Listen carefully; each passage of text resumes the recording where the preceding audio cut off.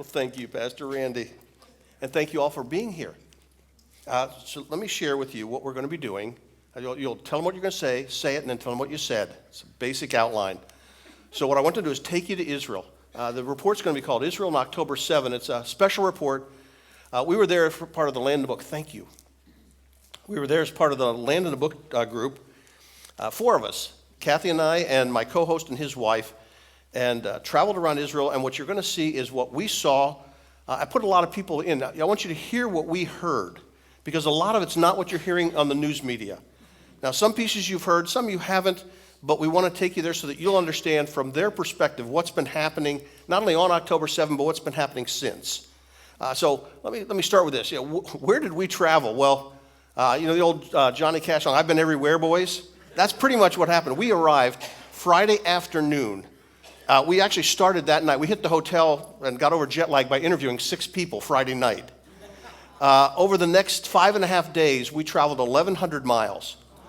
We ended up conducting 23 different interviews. My poor co-host has 23 hours of interview material that he is now trying to compress into a 54-minute Moody radio special. It is a lot to fit in. So we started at landing, and we went to not Netanyahu. No, we didn't go to Netanyahu. We tried to. He was a little busy. He couldn't meet with us. But we went to a town called Netanya, and it's just north of Tel Aviv. That became our base of operation, partly because that's where we could find a hotel room. And we traveled from there all around the country. In fact, Saturday morning, we went up to a place called Hippos or Susita, and you think those are odd names. Well, Hippos is a Greek name. Susita happens to be the Hebrew name, but the word is horse. So we visited Horsetown. It's actually a brand new national park, and it's one of the cities of the Gadarenes. It's the city called Gadarene, but it was part of the Decapolis, the group of Gentile cities that was just next. Oh, thank you.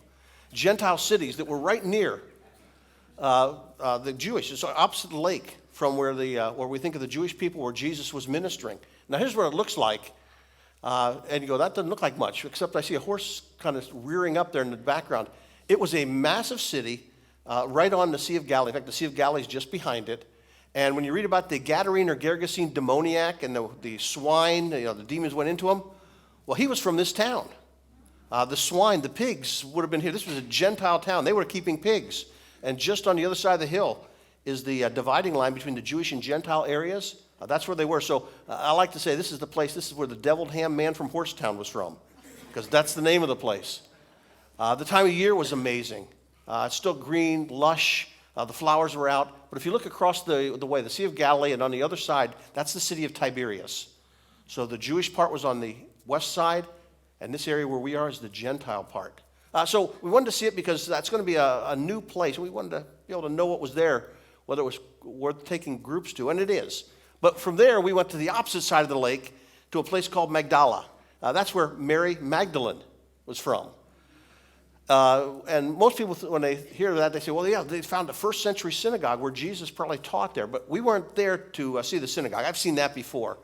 We were there actually to talk with Father Kelly, an Irish Catholic priest who runs the guest house there, and to talk to him about what's been happening since October 7.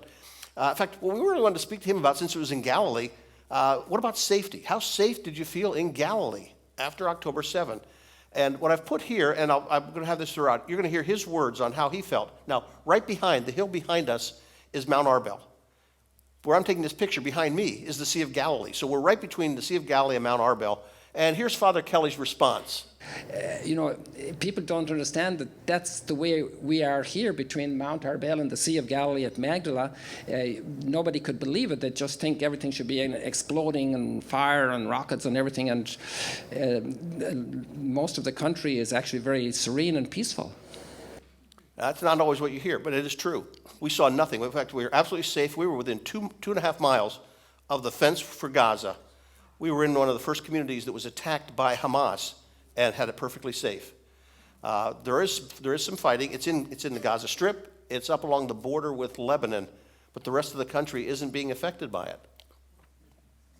We also wanted to see what's going on because one of the questions was, Is there even going to be hotel space? Well, there's a new hotel being built by the owner of the Sarl Group. You'll meet him a little bit later. And so we wanted to see how that was doing. When we went over and visited the hotel, and then we interviewed him and said, so when's it going to be ready? He said, by the end of April. So there's new hotels coming online. They're preparing for an influx of tourists. They're not there now, though. From there, we went a little bit further south to Nazareth. Now, my bus driver and the fellow who drove us around is from Nazareth, but we didn't. We interviewed him later.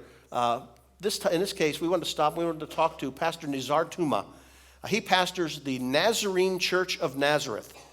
So, what a better name for a church, huh? Right there. And he was talking about it's been difficult. Imagine when the Christmas celebration stopped in Nazareth, his people were thrown out of work. And how are they ministering as a church to the Arab Christians who are in Nazareth, and gave us a great report of what God is doing through their church. Now, that was day one. That was Saturday. Sunday, we turned and went the other direction. We went south, and our first stop was a town called Lachish, or if you want to be real, Lachish. Actually, it's the second largest city in Judah during the time of King Hezekiah, during the time of Isaiah the prophet. Only Jerusalem was larger. This is the pathway that led up to the city gate. They've been reconstructing part of the gate and an artist reconstruction. This is what it looked like. This was a massive town.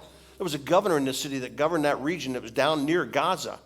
But we were there not to look at that. Again, we were walking up the city gate area, but we wanted to do some filming there. And John, once he's done with the radio special, will put this on our Land in the Book website. But what impressed me and what I wanted to share with people is, if you wanted to understand how could Hamas do what they did, how could you torture and kill people so horrifically and then put it on GoPro and publish it?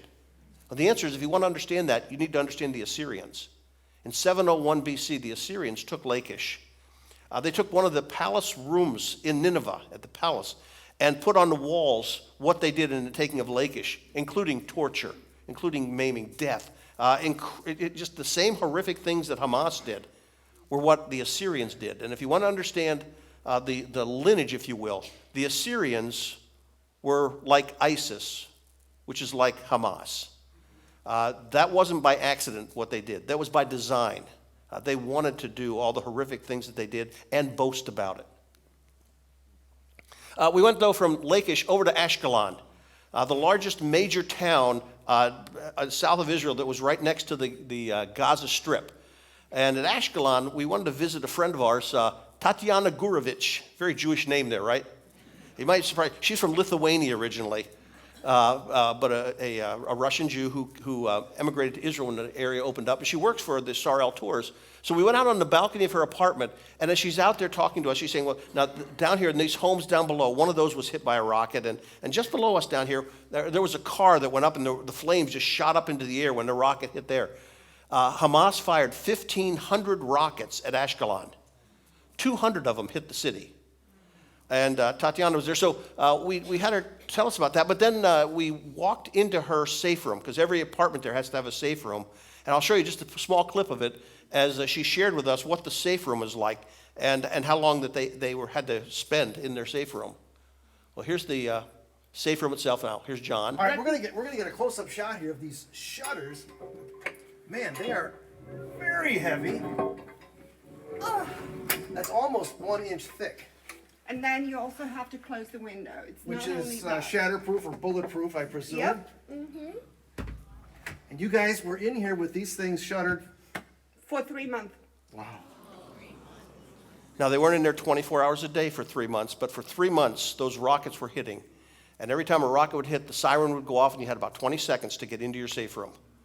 And so they just permanently kept all that closed up. It had a giant, massive iron door, steel door, leading into the safe room. And they had to rush in, pull that shut, and then just wait till the all clear was sounding. And that's how they were living for 3 months. From Ashkelon, we went down to a place called Beery. It was the first of the kibbutzim that were hit by Hamas. This little community had about 1,000 people. 96 were killed. 26 were taken away by Hamas, and they think some of them were killed as well, but they are missing and presumed dragged into the Gaza Strip. In fact, some people say, where's Gaza? How big is it? It sounds like a country. Gaza Strip, that little piece I just marked in red is the Gaza Strip. It's about 26 miles long. It's somewhere between 5 and 8 miles wide at its widest. It's about the size of Detroit or Philly, area-wise, or if you want to use Phoenix, it's about a third the size of Phoenix. So it's not a large area, but that's where all the trouble is. And you can see Beery was very close to it in Israel, but the Hamas gunmen came across, rushed across the border into Beery. We walked through the town, and we met with one of the fellows. His name is, it looks like Omri, like in the Bible, Omri and Ahab. Well, this is pronounced Omri. But Omri Kedem was there, and we're in his house that was destroyed by Hamas. It's a little bit tinny because anything that would deaden the sound was burned away. But here's Omri describing that day when the Hamas hit. Okay, in the safe room we had a big bed and a big closet and another television. The room was very crowded at that time. We were here, our son, 17 years old, Rimon, and my wife, Topaz, and me. We hid here from 6:30 a.m. in the morning to 10 p.m., 10 in the late at night, until the soldiers came to rescue us. That's part of the people don't understand. From 6 a.m. till 10 p.m., they were under siege in that town, and the soldiers weren't there. The two barracks, which were undermanned at the time, were being besieged by Hamas as well. These people had nothing. In fact, right next door to him, his neighbor was the one who was in charge of the armory for the kibbutz. People weren't allowed just to have guns. He went out with the key to try and open the armory. Hamas saw him, killed him. They never were able to get into the armory. So these people were trapped. In his case, he's in his safe room, and he told us a story. He said, I'm not the smartest person, but evidently the Hamas guy was dumber. He thought that if he took his door handle and he went this direction with it, it locked the door. And sure enough, Hamas came in, and they heard the guy trying to open the door and rattling it, and it wouldn't open. And he felt pretty good about that until when he was finally rescued, and they came back, and he was telling his friend about it. The friend said, and he locked it, and the guy just went and turned the handle the other direction, and it opened. Hamas just turned the handle the wrong way. That didn't work in so many of the other houses. But in the meantime, Hamas set the whole house on fire. Their goal was to burn them out. What you're seeing hanging down from the ceiling, those 3 strands, that's his ceiling fan. The heat was so intense, it melted the fan blades down. It melted the handle off of the refrigerator that they had, blackened everything around.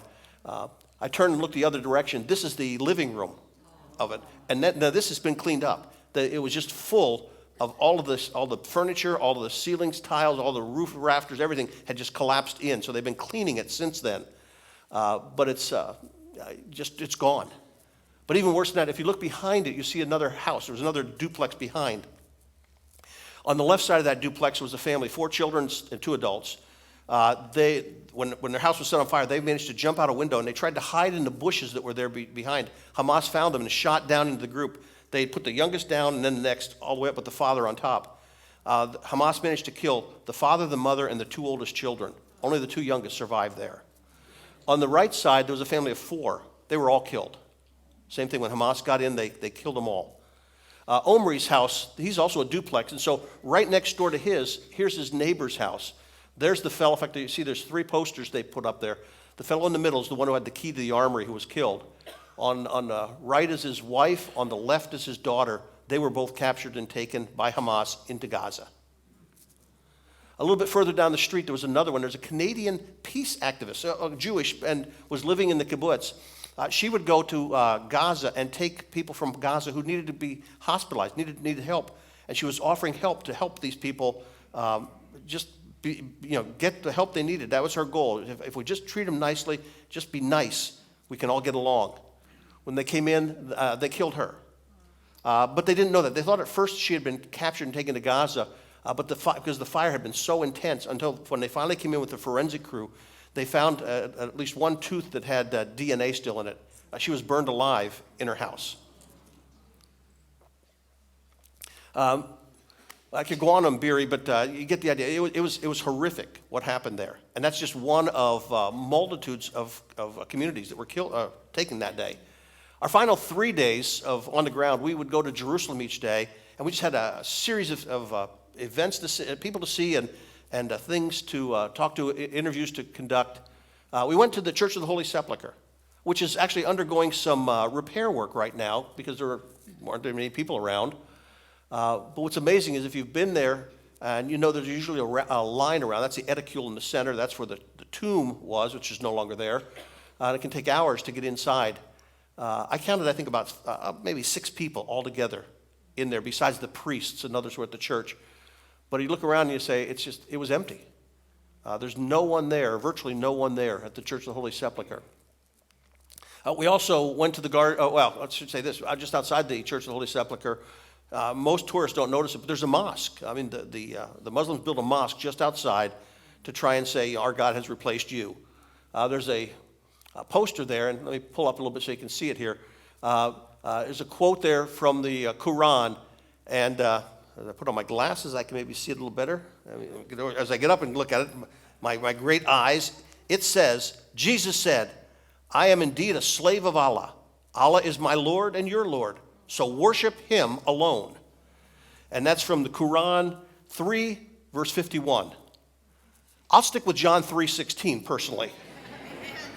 But that was the picture that they had. We went to the Garden Tomb, and it's totally empty. It was empty when we were there. We went over a lunch hour to interview, but they had only a handful of groups coming through that morning. So it was basically empty. They've been doing some work to get it ready for people. The part that I found interesting here is I posted a little video I did just showing the new walkway they did in the Garden Tomb.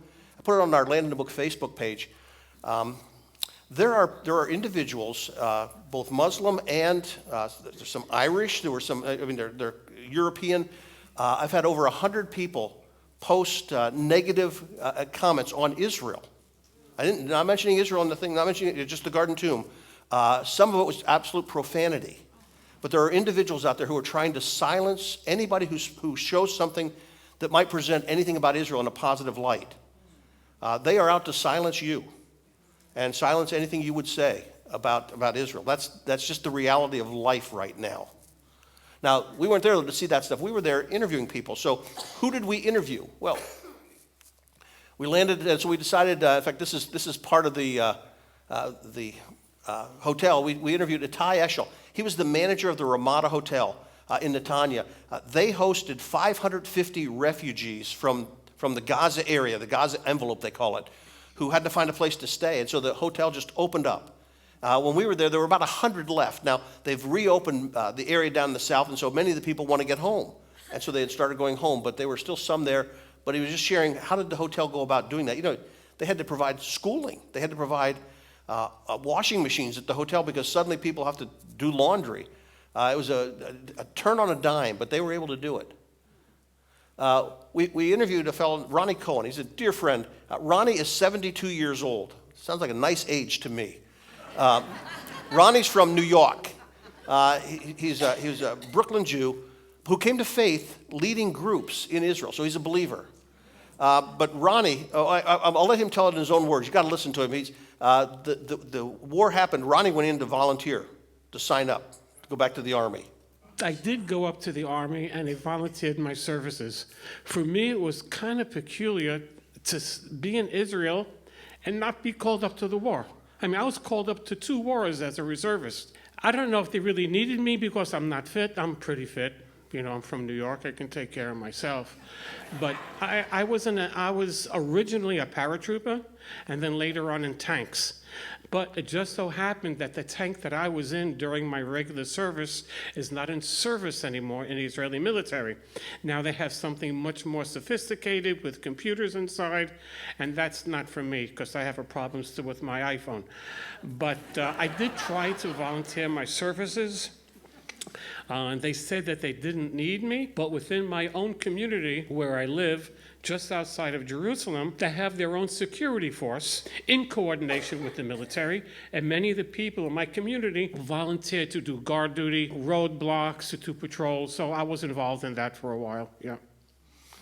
Everybody just, what can we do? And it was amazing how the whole country just immediately turned into volunteers. Some of you who have been with us know Munir. Munir Sayeg is the driver that I've used for 30 years. An Arab an Israeli Arab Christian who's a believer, born again. And he came to faith by leading groups and the testimony of those groups. But we talked to Munir and asked him, what was it like in Nazareth? Because Nazareth was just gearing up to begin celebrating Christmas when October 7 hit. Usually about mid-October is when they really bring on all the celebrations, and a little bit more difficult to understand, but I think you'll get the sense of what he says. They know in all the world that they actually do decoration and stuff and all that from the middle of October. Every business exactly was ready and brought all that decoration things for Christmas soon coming and the New Year. And exactly so sad, most of the businesses is shut down about the Christmas time. Can you imagine if you were a business there and you bought all your inventory, you were ready for this influx of tourism, and suddenly you're stuck with all the inventory and no one coming to buy anything, and you just close, and all the employees you had are just now out of work. And that's the situation. That's what Nizar Tuma was mentioning, and that's what Munir has found. Nazareth was a depressed economic area right now because of the war. The Arabs were impacted because of what Hamas did in the south. Susanna Pineda is a Moody graduate, so we had to put her picture in. I didn't put her in any interview, but she's there with the Samaritan's Purse group that came in. And the next fellow I want to introduce you to is actually heading the Samaritan Purse group. His name is John Silkman. He's the leader of their Disaster Assistance Response Team, the DART team that Samaritan's Purse sent. So we wanted to find out, okay, October 7 hits. How quickly did Samaritan's Purse get there? And here's his response. We've been here since October 11th. What was that conversation like? You're back in the United States, October 7 hits, you're there, and then who calls you, who emails you and says you're getting on a plane? Well, it was just maybe 2 days later, I got a call from Aaron Ashoff. He's our deputy director for programs, and he asked if I was available. And so we had to work through when I could take off, but I was on an aircraft within 36 hours. October 7 it hits. October 9 he gets the call. October 11 they have boots on the ground to begin offering help. And I'll come back to what Samaritan's Purse is doing a little bit later, but one of the good stories that obviously our secular news isn't going to talk about is what the Christians have been doing to help make an impact. Guy Maromes is an interesting guy. He's the manager of the Dan Jerusalem Hotel. It's one of the largest hotels in Israel. It's one that I've stayed in numerous times with our tourist groups. But they took in evacuees from communities in the north. When Hezbollah started threatening, people left. Guy was there. They had just a few days' notice, but I'll let him explain it. And in 2 days, we got here 1,250 guests from the north, 450 rooms. And now we have to start to live as an hotel that hosts guests from the north. We are not calling them refugees or something like this. We are treating them as guests. Okay? We said they are guests from the north because they deserve all the service that we can offer them, because we don't want to be in. We always, I'm telling to my staff, put yourself in their situation and now give them the service. The golden rule. What a neat, interesting concept, huh? Treat others as you'd have them treat you. But that's what they did in that hotel. And immediately took them in. But imagine taking on 1,250 people all at once, and Israelis, which are not always the easiest guests to get along. But his philosophy was, we're going to treat them as guests. And they did, and the people have been very pleased. Well, we didn't just visit them. We actually had an opportunity to go to the Ministry of Foreign Affairs. I went through a lot of security to get in. But we met Lior Hayat. He's the spokesperson for the Israel Ministry of Foreign Affairs. And he helped arrange a number of interviews. I'll show you some of them coming up. But we asked him a question. What is it that he wants Americans to know about the attack on October 7? So if he were here right now, this is what he would want you to know. It was the worst anti-Semitic attack since the Holocaust. And their goal of October 7 was a genocidal goal. The idea was to eliminate or kill and execute Jews just because they are Jews. Yeah. That's what the purpose for it was. And Hamas had always said that. Just nobody ever believed them. And when they finally got the opportunity, that's what they did just what they had said they were going to do. And the goal was to wipe out the Jews. And in fact, afterward, they had some of them saying it was a good start, but there's going to be more October 7th when we get the chance. We also had an interview with Dean Elston, who also is going to have a bit of a New York accent. He grew up on Staten Island, but he's now the spokesperson for the Israeli police. And he spoke rather passionately about the police response. Remember, the military, it took them about 16 hours till they could get organized and get down to start repelling the attack. But the police were already there. And the police were the ones who were standing against the terrorists before the military arrived. So let me have him tell you about that. The police that day were essentially the bulletproof vest of the entire nation. Listen, our police officers, I love them to death and I think they're heroes, but they're not trained to be an army. And that day, they were soldiers. They were the Navy SEALs. These guys were the most incredible soldiers that I've ever seen. I watched their body camera footage. I debriefed them in the hospital beds, and they're talking to me, and it's sheer bravery. They're fighting terrorists who have AK-47s, 50 caliber machine guns mounted onto pickup trucks, snipers, RPGs, grenades, and they have a handgun with maybe 2 extra magazines. So anybody here who has military experience or knows, taking a handgun against an AK-47 is a suicide mission, but that's what they did.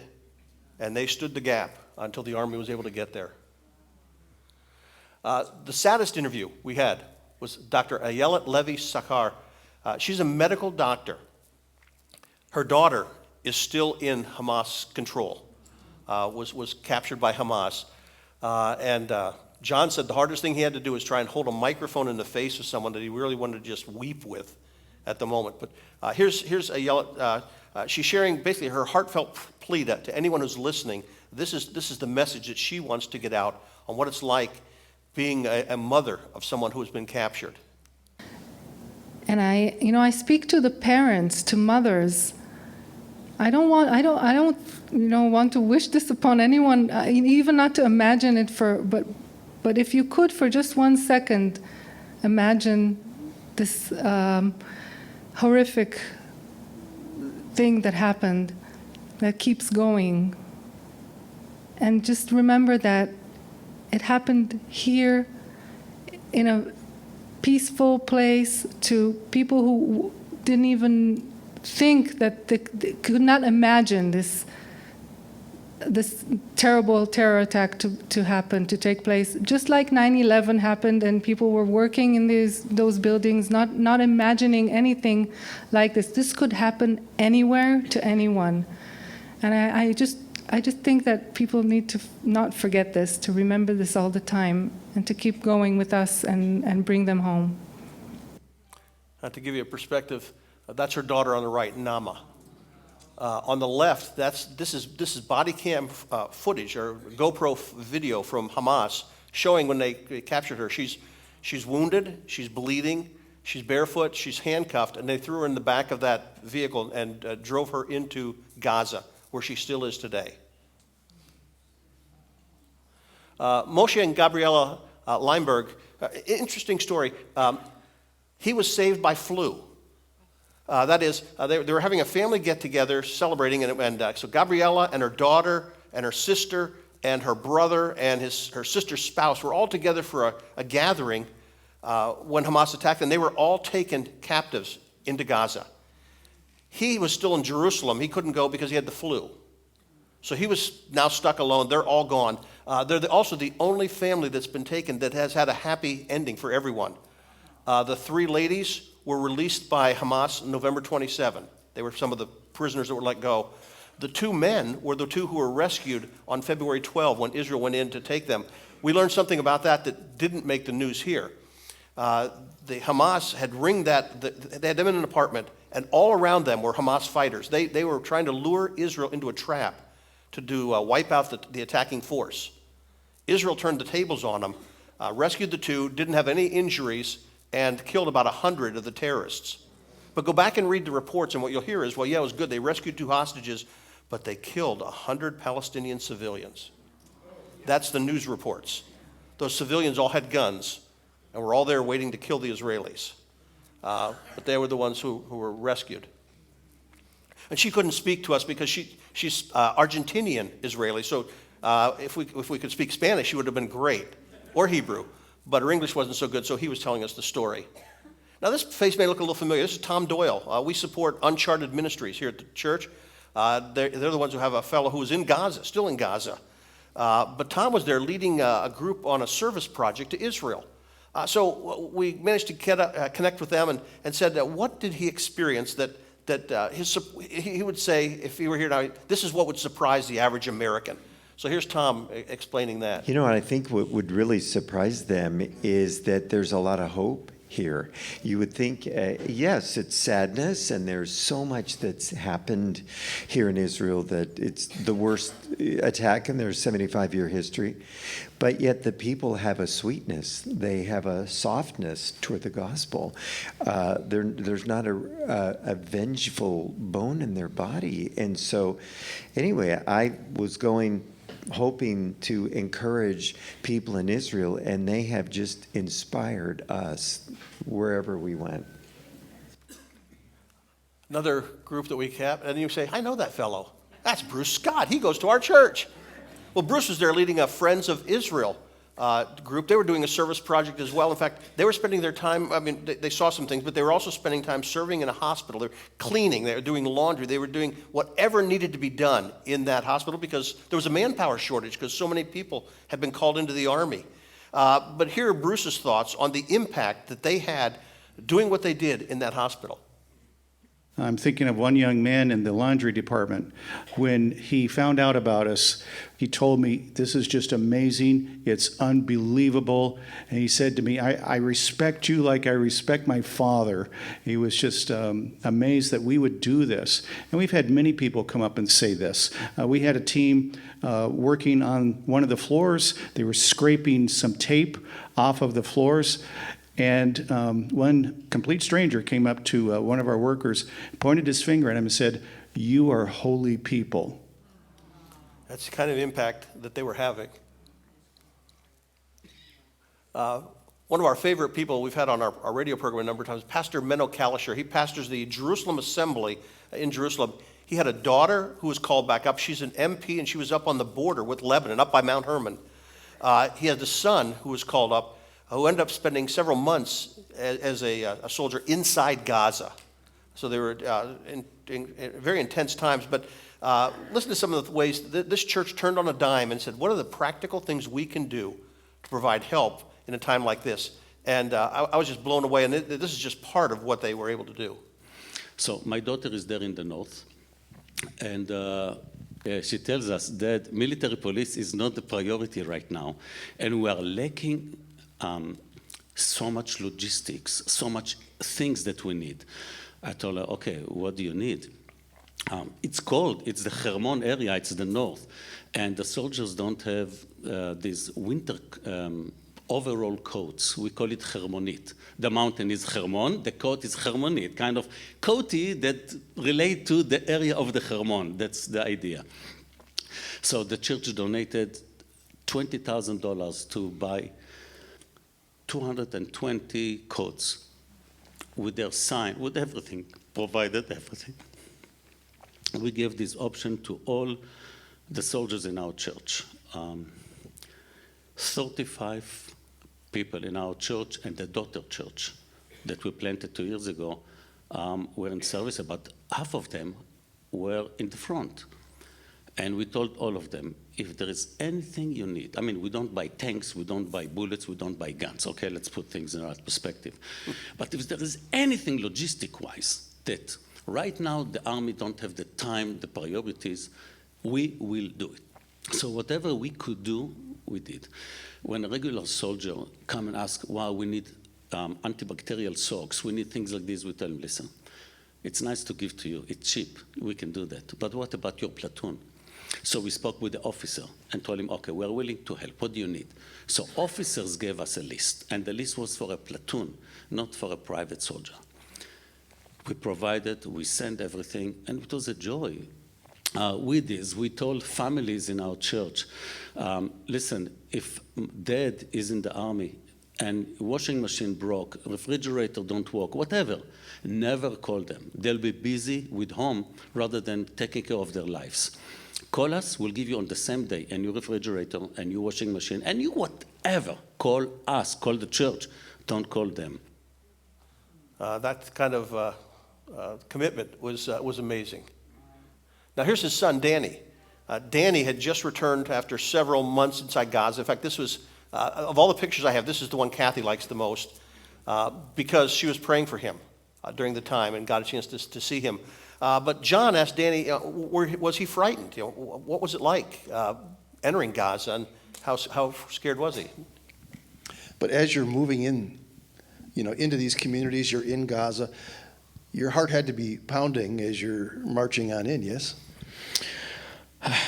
It was frightening, but I felt a lot more peace at that time than the moment that I left the house. I think the moment of leaving the house was the hardest, but then going to Kfar Aza and also going into Gaza later on, I had peace in my heart, and I was memorizing verses like 2 Corinthians 10:5, submitting my thoughts to Christ, in obedience to Christ, and He gave me peace. When we were at the Garden Tomb, we interviewed the chief guide they have there, Cesar Fleitas, and asked him, what did they see as their mission? Because there aren't that many groups that are there now, but what do they see as their mission right now during this time? Even though we do not have that many groups coming to the Garden Tomb at this time, we still see a few groups here and there, but we believe that our mission as a Christian organization is to be open to the public.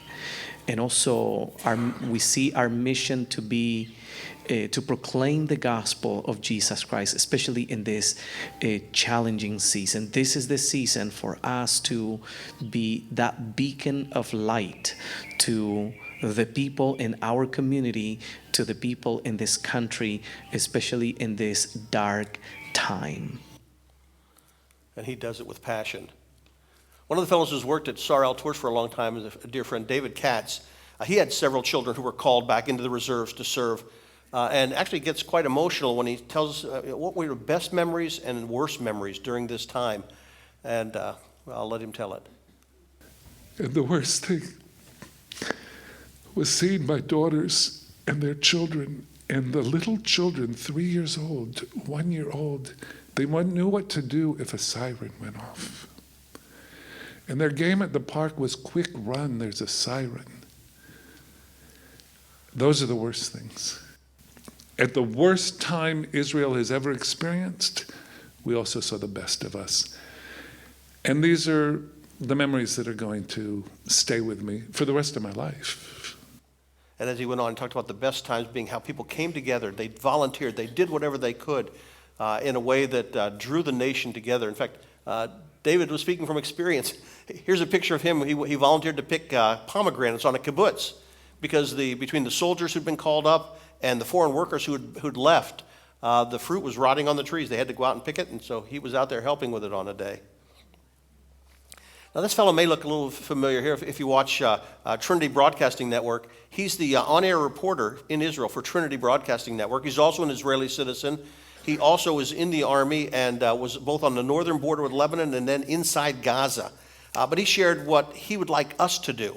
What is it, having seen everything, what is it we need to take away with it? We need you guys to help us share what is happening in Israel and why, so that people around the world can unite and pray for the situation. Because, God called us to pray for the peace of Jerusalem. But how can we pray for something that we don't understand, that we don't know, that we don't have any connection? So we need to share the truth, and then we need to take a stand by praying for the peace of Jerusalem, for Israel. And if you ever watch TBN, this is what he looks like from a headshot. So if you see him, he's a believer and really doing an amazing job. In fact, he was the only reporter was able to report inside Gaza for a while. He got permission to take his phone in and report, and then they broadcast it out. So live from Gaza at times. Now you say, well, there's a lot of Jews. What about others? Well, you mentioned Nizar Tuma Munir, but here's Dr. Salim Shalash. He pastors the Home of Jesus the King Church. How's that for a name? It's a mouthful. It's in Nazareth, but he's also a member of the faculty at Israel College of the Bible. And we talked about a lot of stuff, but at one point he explained how he came to love Israel. And here's what he said. You know, God changed my life from hating Israel and the nation of Israel to become one of the lovers of this people, because if we forget everything, we need to remember the commands that Jesus, you know, said to us before he left. Go to all nations. So aren't the Jews nation? Yes, they are, and they are priority for God. So I'm here to show the truth. I lived all my life, you know, with believing in replacement theology until I really deeply start to search for basis for these doctrines I didn't find in my Bible. And along with him on the faculty, there's a Jewish faculty member there named Golan Broshi. This is another one where I wish I could play the whole thing, but I can't. But he talked about the spiritual openness that's now taking place in Israel because of the war. Israelis are opening up to the gospel in a way we never saw before. Now, this is the first time after 2,000 years that Israelis actually hear the gospel in Hebrew. They can finally hear the name of Yeshua being presented by Israelis like me, Jewish Israelis like me, and the name Yeshua in Hebrew after 2,000 years, mind you. So God is doing something wonderful in the world, in Israel, and even during that war, and maybe because of that war, Israelis are opening up, even religious rabbis being saved and coming to know Yeshua, their Messiah. In fact, he mentioned that day they were going to have a rabbi from the far north of Israel. The rabbi and his disciples. The rabbi came to faith. All of his disciples have come to faith. And he was coming to share with the students there. One guy I really love is Samuel Smaja. He's the owner of Sarel Group. He has Sarel Tours, but he has 6 different businesses. I mean, this guy is phenomenal. But in addition to all that, he also pastors a Messianic assembly in Jerusalem. In fact, it was the first assembly started by his father, Victor. We got talking to him. He said one of the things he was asked after October 7 by some of the younger believers was, where was God on October 7? And then he shared his answer. As a Messianic leader, I was asked by my young members of the congregation, where was God on the 7th of October? And for me, there was no doubt that God was in control. For me, as a Bible believer, there's no doubt that what we saw on the 7th of October is a spiritual warfare on the plan of God for salvation. God is at work. By the way, you're going to see Samuel show up a little bit later. So just remember, I'll point him out again. Zach Meshurki is an Arab believer. He has a shop in the old city of Jerusalem. But he also lives in a Jewish neighborhood. And he shared how he reached out to minister to neighbors after October 7. You know, one of the saddest parts, you know, is I'm a Christian who lives in a Jewish neighborhood, you know, and one of my best neighbors, her son was killed in October 7th. He was a police officer in the south, and they found out like after a few days what happened to him, that he was dead. You know, as my basic belief, you know, that we need to show them the love of God. You know, and I responded to that by giving her 7 days of help, you know, every day, go bring her coffee and sugar, you know, and cups, you know. For all of those who come and give her condolences, I was able to serve her, you know, and supply her need. That was the best part, you know, to see how the Jewish people, October 7th, started to accept love. Reaching out to the Jewish neighbors and making a difference. By the way, here's Zach's shop. That shop feeds his family, but his heart's in ministry. He actually had planted a church in Nablus, one of the most radical Muslim areas, but also reaching out to the Jews. He's truly an amazing guy. Now, John interviewed me, and I thought best, since you're hearing me now, you don't need to hear me on the tape. So we move on to the next one. And here's someone who refused to answer anything we said. Those who've been there know the Elvis, and we had to stop and get something to drink, so we thought, okay, grab the microphone, John. We've got to get at least one funny picture. So what did we learn? What was it? Well, you notice outside here, there's a picture. You'd find driving along, suddenly there's a group with flags on a corner. They may be there for the hostages. They may be there supporting the troops, but they just spontaneously come out just to want to show support. And that was amazing. We learned that the tourism is definitely down. This is the airport. That's about the saddest picture you can take of the airport. Just a small number of flights coming in, most of them El Al. The other thing we learned, the hostages are on everyone's mind. This is walking from the gate down to baggage claim, and they have a poster of every single hostage along the way. They want you not to forget the hostages. When you're coming the opposite direction, coming to the gates, they have a poster of every single hostage along the way. You're driving down the street in Jerusalem, and there'll be posters up with the hostages' pictures. You can not quite see them there so much, but there's yellow ribbons. Put yellow ribbons everywhere. Tie a yellow ribbon around the old oak tree. They went back to that. They want to make sure people remember. I remember one thing that impressed me is how quiet it is. Now, this is good and bad. This is the Christian Quarter Road in the old city of Jerusalem, and you see most shops are closed because there aren't that many tourists. So it's quiet in that sense. Now, the other sense, it was quiet peace-wise. We were 2.5 miles from Gaza. I've never been that close to Gaza before. We went around the country and felt totally safe. It's amazing how safe it was. And they're in Ramadan right now, which is one of the most tense times of the year for another 2 weeks. And yet, 2 weeks into it, it's still been relatively safe, safer than sometimes in the past. We were impressed by how many soldiers there are. I mean, everybody called up. A lot of the reservists have been allowed to go home now, but not all. And in fact, this case, just across from the Knesset, they were giving them a tour of this menorah that's there just outside the Knesset. We were impressed with how quiet the streets were in many places. Here's the Knesset, and it's hard to see the empty area around it. I like this picture. I have no idea who the lady is. That's not why the picture's there. What I like is the picture that's just above her to the right. It's talking about Arabs and Jews together as one. And what we heard over and over again is that God is at work. Jewish and Arab believers are coming together to try and make an impact on the Jews and the Arabs in Israel for the gospel. And not only are they making an impact, but the Christians who came from outside are also making an impact. So let me circle back to Samaritan's Purse. There's Franklin Graham when he came in, and the fellow to his left, that's Samuel Smadja. That's that owner, also the pastor of the Messianic Assembly. He gave Samaritan's Purse space in his office complex area, and that's where they're headquartered right now. But Samuel and Franklin were there very early on, down at the same kibbutz that we visited, Beery, and taking a tour. I could tell a lot of stories. I don't want to do it because I want to be careful on time. But in the process, Franklin was saying, what can we do to help? 14 ambulances were wiped out by Hamas. They deliberately tried to destroy the ambulances and the first responders in those ambulances to kill them. When Franklin was talking to the people, using Samuel as the interpreter, he said, what do you need? Well, we need to replace the ambulances. He said, we'll do it. And he said, but boy, those are so easy to destroy. Don't you need like armored ambulances? And they said, well, yeah, but they're twice as expensive. And he said, well, okay, so 7 of those? Well, we can do that.